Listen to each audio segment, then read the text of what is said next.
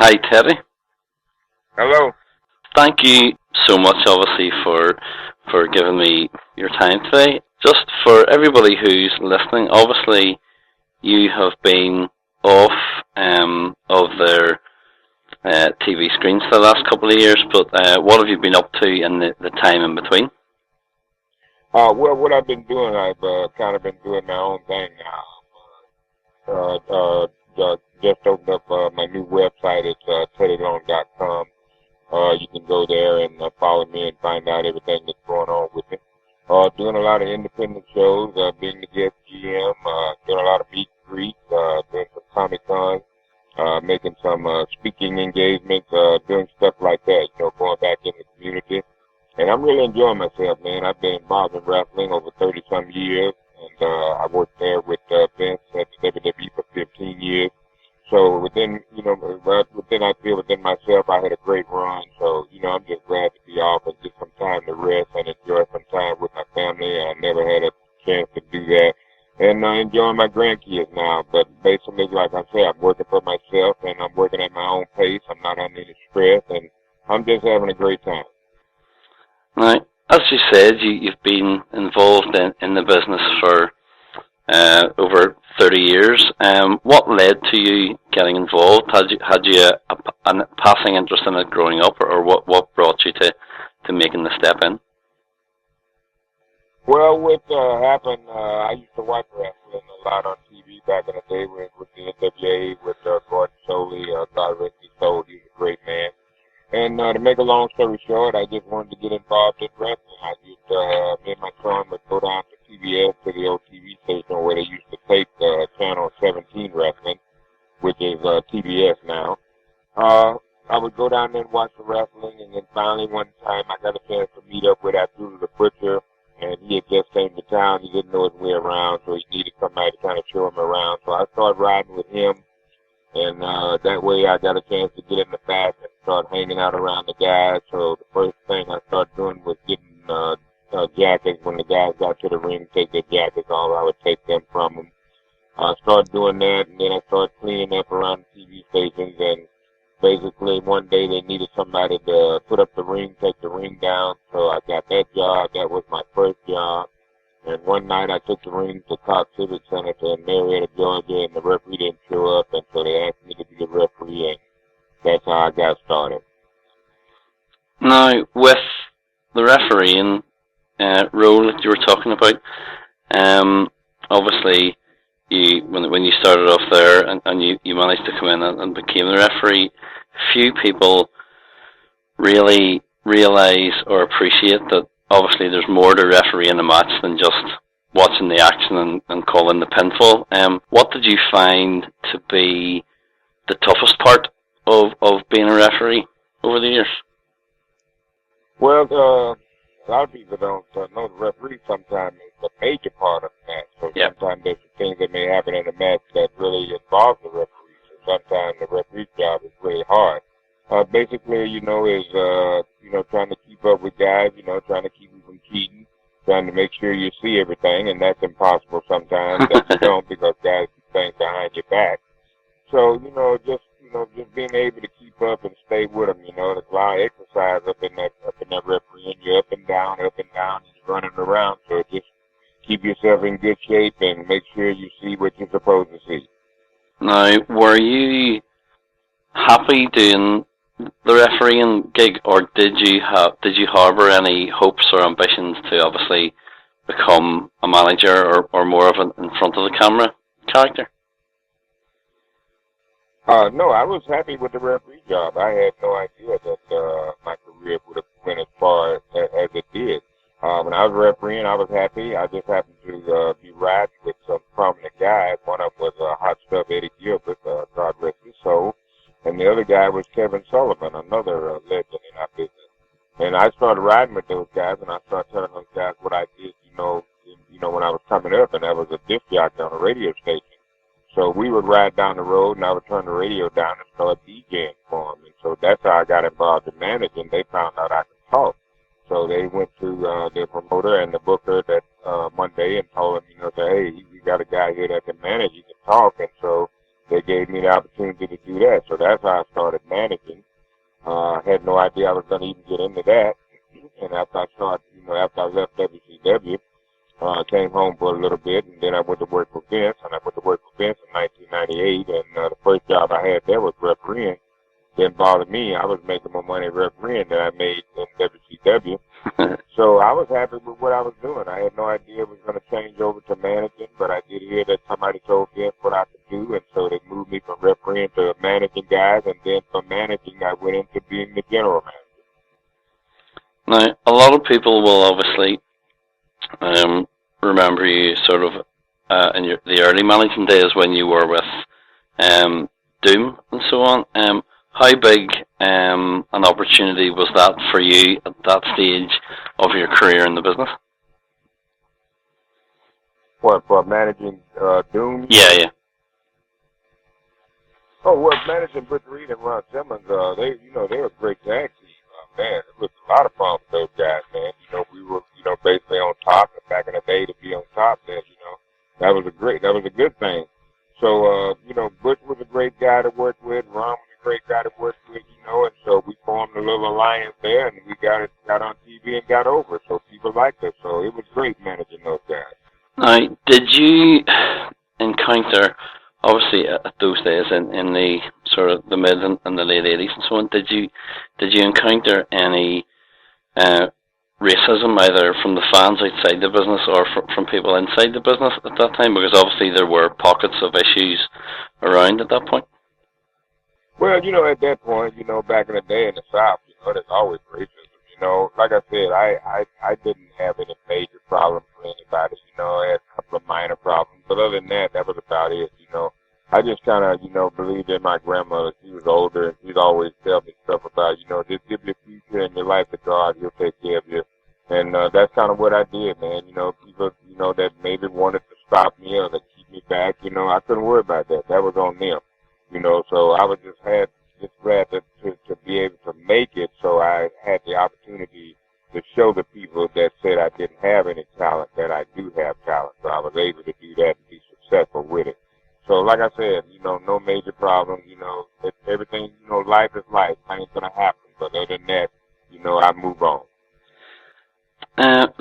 Speaking of moving on, whenever you left WCW, I believe that was in 1996, around about that. Whenever you left there, how had you seen the company start to change? That was around the time, obviously, when Hulk had come in and the NWO and stuff was starting to form. How had you seen WCW change as a company over that time? Well, like I said, when they came in with the NWO, I was like basically on my way out of there. Yeah. I was there for a little part of that, but I thought they did good. WCW had been successful, in a long time. A lot of guys came in, and tried to turn it around, and it just didn't happen. So when Hogan and those guys came in, Kevin Nash, all Eric Bischoff, and those guys came in and formed NWO, it was like the greatest thing could have ever happened for WCW. They made a lot of money, and they did good in the ratings and stuff. So, that kind of took off. So it was a great experience. Like I said, I was there for the beginning of it, but then I left and came home from there for a while before I went to work with Vince. But, working there with those guys for a while, I was there in it. It was a great experience.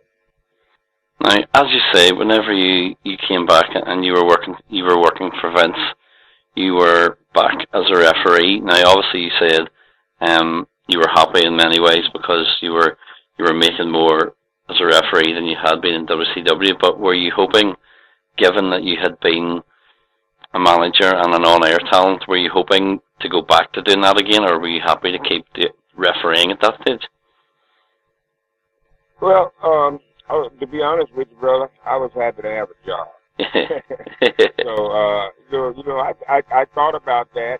People would always, people that knew me, from my manager days, they saw me when I first went there for refereeing, and they, always would mention it to me, man. So are you going to start back to managing, or are you going to come back? But I didn't even think about that. I just went there to do what I was told to do, and they wanted me as a referee, and if that's what they wanted, fine. But I never did think anything about it, man. That just, my success in WWE came as a whole total surprise. I didn't expect it. I didn't ask nobody about it. I didn't go to them and say, well, hey, guys, I used to be a manager. I didn't do none of that. I was just able for God to show Vince McMahon, or somebody spoke up somewhere and said what Tay Long could do. He brought me in, gave me the opportunity to do it, and I done it.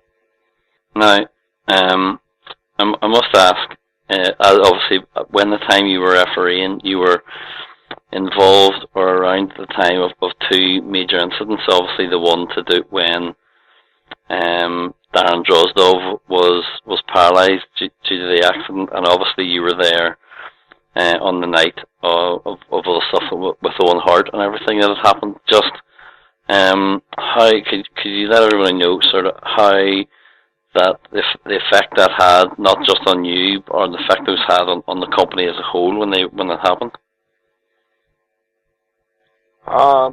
Well, yeah, we was in Kansas City, the pay-per-view there. Yeah, I was there when that happened. That had an effect on the talent and also the company, because Owen Hart was a likable guy. Owen didn't have any heat with anybody. Everybody liked Owen. Owen was kind of a prankster. He always pulled pranks and stuff. And he liked, he laughed and had fun. And that's what our business should be about. It should be about fun. And like I said, it's kind of fun now, but it's not as fun like it used to be. But getting back to Owen, his death was certainly tragic. And I was there and I saw them as they rode him out, and it just didn't look good. So it took a toll on us, to know that we had to continue to do a show, and we just lost one of our guys, and then the next day we had that TV to go to, and we still had what was going on in our minds about what had happened to Owen. So that was pretty tragic, and God bless his family and everything, and I'm sure that they're doing okay. But that, I still think about that, because I was good friends with Owen. I always had a great time with him, man. He was a great guy. Yeah. So other than that, I think it had its toll on the company and the board. Now, you obviously came from doing managing stuff with Vince, and you were, or probably with referee and stuff, and then you were a manager for a little while, but you're most fondly remembered probably your time in WWE as being the fan favourite, happy-go-lucky sort of general manager. How did that come about? How did they approach you to say, like, we'd like you to change from being the manager to actually being the quote-unquote head of the show? Okay, well, like I said, now when I got ready to go in the general manager position, I didn't know anything about that either. Didn't tell you that. Only thing I knew that after I started managing, and I came out with D'Lo Brown. He was like the first guy I started managing. Yeah. Started managing Mark Henry and Rodney Mack. I was also managing Mark Gentrek. And I think after I started managing guys, then that's where Vince saw that I had the gift of gab. So one day I came in, and the writers came to me and told me that, well, tonight you're going to be the general manager of SmackDown. Vince is going to make you the general manager. And that's how I found it out. It was a total surprise to me. I knew nothing about it. Now, one thing that when I was getting ready for the interview, a few people were talking to me about speaking to you, and one of the things that one of them kept bringing up was the ill-fated romance angle or marriage angle with Crystal whenever we were doing it, and then the heart attack and the coma and so on. Did it take much? Yes. Did it take much persuading for you to get involved in such a sort of an angle of that degree, or was it just were you more of a, hey, it's just a little fun, a little hokey thing for TV, or were there any issues around it? Yeah, no. Listen, let me tell you something, man. Vince McMahon gave me the opportunity of a lifetime. Okay, I lived my dreams through Vince McMahon. Yeah. So anything that Vince asked me to do, I had no problem doing it, because by working for Vince, I learned that this business is about making money. Okay, it's not real. Yeah. So anything that I got involved in, I knew that this was my job. It's like I'm an actor. It's like people go to watch a movie. People make movies. They get paid to make movies. They get shot in the movie, They may die in the movie, but that wasn't real. Yeah. They got paid to do that. That was their job. And that was my job in WWE. Whatever Vince McMahon asked me to do, I didn't care what it was. That was my job, okay? Because I watched Vince. Vince would walk out on that TV and he would let anybody humiliate him. He would do some of the worst stuff in the world. And he didn't have to do that. He was the boss of the company. He didn't have to go out on TV and do none of that. But how am I going to say no to Vince when he just went out here and got humiliated? How am I going to tell this man what I'm not going to do? So, like I said, wasn't no persuasion. Didn't nobody have to persuade me to do nothing. All they had to do was come tell me, hey, Vince wants you to do this tonight. That was it. Now, of all the moments that you had in WWE, and obviously there were many big ones and ones around WrestleManias and so on. What are the ones that really stand out for you that you were involved in, either angles or stories or just things that happened? Well, I think the best one I enjoyed that the storyline that I was involved in was CM Punk and the Undertaker. Yeah. Where Taker kidnapped me and all this stuff. That was really great. I really loved that. And then I had another deal that Vince, a lot of my stuff that I did on TV, it was created by Vince. A lot of my stuff was written by Vince. So he created something else with Drew McIntyre. You know, we did an angle with him where I was crawling on my knees. He was humiliating me, and on TV because he was the chosen one. And I enjoyed that because, it was something that, that a lot of people thought I wasn't going to do, or it was something that a lot of people thought I wasn't going to be able to pull it off because deep down inside of me, I didn't want to do it, so I proved them all wrong. And the thing with that angle with Drew McIntyre, I basically did Paul some of the stuff that we did. Because I remember one time we were doing something and I had me on my knees and he was humiliating me and I just didn't think he was doing enough to me. So I told him, hit me with my grandkids. I said, that's what you hit me with. Give me something, to make me, what I mean, have a little bit of anger here. So, he did that and, things came off. And the same thing was with Vicky Guerrero. I enjoyed working with her. It's absolutely fantastic. And everything that me and Vicky got in, I always helped her. I was pushing the wheelchair around, and I told her little things how to demand me, make me do this stuff. So, everything I did, I had a great time with it. I enjoyed it because I became part of it. Yeah, I think actually a lot of your stuff with Vicky, because obviously when Vicky came in at first, and her performance side was developing, I think so a lot of the stuff that she did with you really helped her come on as a performer and as an actress in inverted commas on screen. Right, and that's what everybody's job was. A lot of people didn't understand their job. Your job was to help each other. You come together as a team and you work together, and whatever you can do to help the other person out that maybe it's going to humiliate you, that's fine. Don't worry about that. Just worry about, you're done what you were supposed to do, and people enjoyed it. You entertained the people.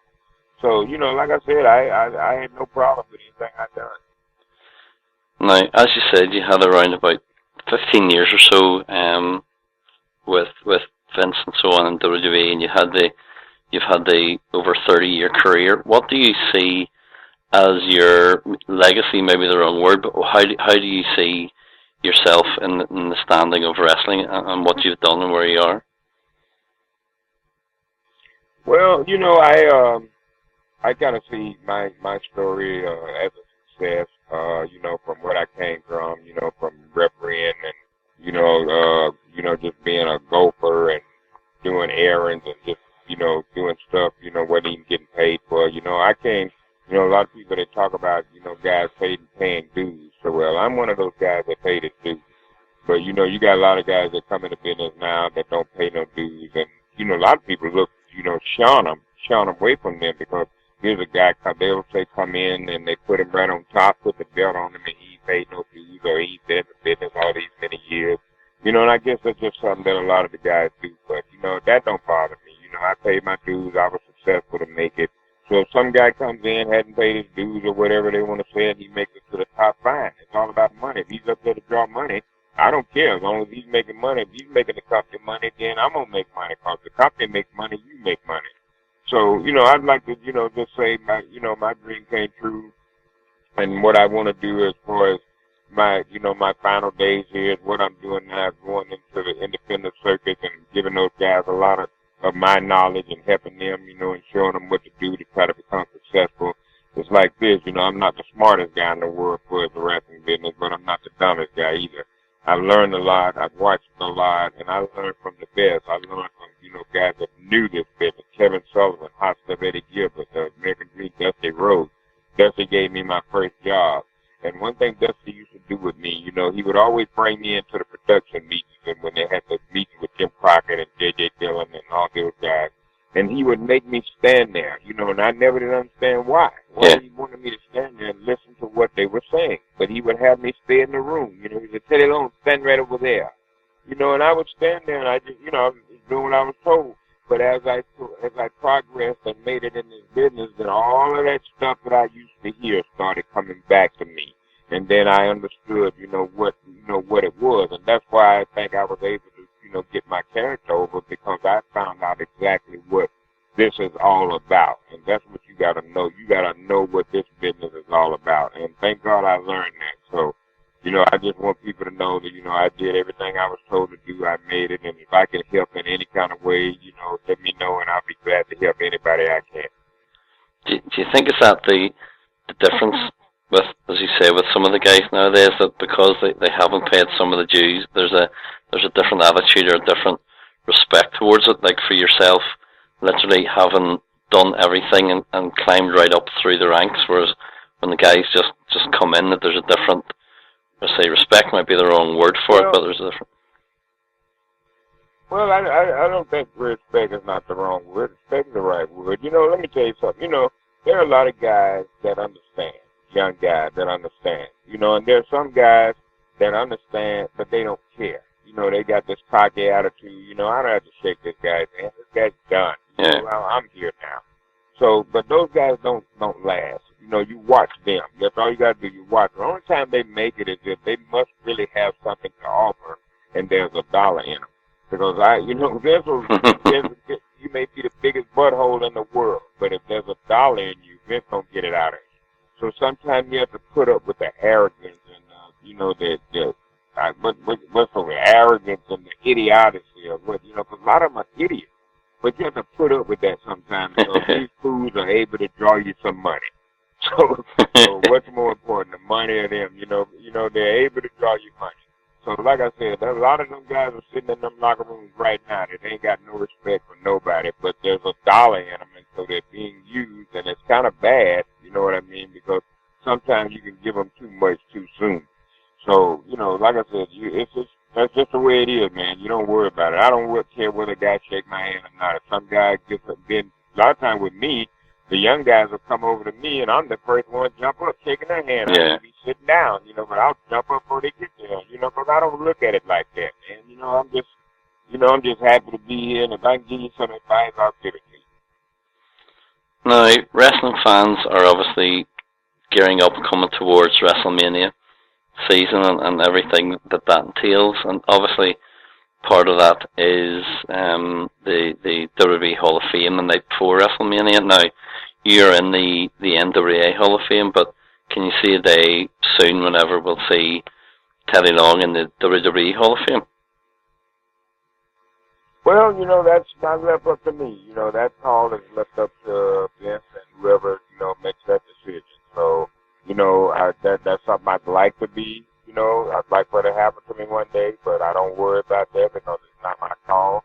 So I feel like if they feel that I contributed enough in this business to, to be inducted in the Hall of Fame, then I'm sure that's what they're going to do. But if they don't feel like it, then they don't do it. But that doesn't bother me. Life goes on. Now, just one last thing before we wrap it up. Obviously, you have managed a lot of the biggest names in the business and have been involved with some of the biggest names in the business. But is there anybody that you can think of that you saw absolute potential or headliner stuff in that for whatever reason just didn't get there, that you thought really could have made a difference in the industry? Well, there were a few guys, that had, a lot of potential, and, them not being able to make it, I think wasn't the fault of the business. I think it was their fault. Yeah. We had a lot of guys that had a lot of talent, but they loved drugs. So sometimes, they would let drugs, just take over, and that's basically what happened when we see, some of the guys that we've lost in our business. We've lost some great guys. We talk about guys that had opportunities, that to really be something. Brian Pillman, if you want to talk about somebody, he was one of the greats. But that's what I say about guys that, didn't make it. Or sometimes there are guys that had good potential and came in the business, and the company maybe did hold them back. But that might have been on them too, because they come in sometimes with these bad attitudes. And so, you got to be careful. Here's a man, Vince, they got $1 billion operation here, and you're doing a live TV every Monday night, and you're taking a chance that anybody that you've written something for, that walk out there on that stage and start talking on that microphone, you're taking a chance with them to say, when at any moment, they could flip the script, and say the wrong thing or start saying what they want to say. So you got, all that's in the back of this man's mind. So sometimes, a lot of guys I know have done that. We are, and to remind you about one was Abraham Washington. Yeah. They gave him an opportunity of a life. He started managing, those guys, the primetime players, and they were going to push them. They're going to do something with them. But here's an idiot go out here on TV and say something that, he wasn't told to say. Yeah. So, the man can't trust you, with his company, and you got, that kind of stuff on the mind. So I think, a lot of times, guys hold themselves back more than the company does. Now, obviously, you mentioned earlier on TeddyLong.com. How can the fans, as well as on the website, are there any other ways things you want to plug, ways that the fans can keep up to date with what you're up to? Well, I'm doing a lot of things. This coming up March 24th and 25th, I'm going to be down for Fighting Evolution Wrestling. That's going to be down in Miami, Florida for a big spring break. I'm going to also be down there in Port St. Lucie, Florida at the National Guard Armory for Ignite Wrestling. I'm going to be there along with Santana Garrett. Rodriguez is going to be there, Alberto DeRito's former manager. Yep. So that's going to be a great big show. I'm going to be involved in that. I'll be general manager for the night there. And also on March the 19th, I'm going to be in Barnesville or somewhere close to Barnesville. It's a big wrestling show I'm going to be involved in down there. I just don't have the information on it. I'm sorry about that. But it'll be on the website, or either on my Twitter at Teddy Player Long, and my Instagram is Teddy Long Wrestling. And once again, the website is TeddyLong.com. So all that stuff is posted on Twitter and my website right now. And, I'd like to say to the fans, check it out and let me know what you think about it. If you don't like it, let me know what you don't like, and maybe me and my team can get together and we can improve it for you. But other than that, player, that's kind of what's going on with Theodore all along. Just as we finish, and you mentioned the fans, have you any words or thanks or appreciation for the fans of how they've supported you and what they've done for you over the years? Oh, yes, exactly, man. Yeah, I'd like to thank everybody for all their support, and I appreciate everything that they have done for me, and because I've been around for a lot of years. And I tell you something, a lot of people don't understand. You don't stay around a long time if the fans don't want you around. Yeah. They'll get rid of you quick because they won't support you. So for me to be able to, been around as long as I have, and the people that certainly been behind me, and I know that ain't been everybody because everybody don't like you. But the majority of them do like me, and I appreciate that. And I just want to say thank you, and God bless all of you for supporting me, and keep on giving me the love. Well, I want to flip that the other way and say thank you very much for giving me your time today. It's been really much appreciated, and it's been really, really interesting talking to you about some of the stuff. So from me to you, thank you so much. All right, thank you so very much for having me, and what an honor it is here to be on your program. And like I say, player, anytime, if you feel, you need me for something, feel free to give me a call.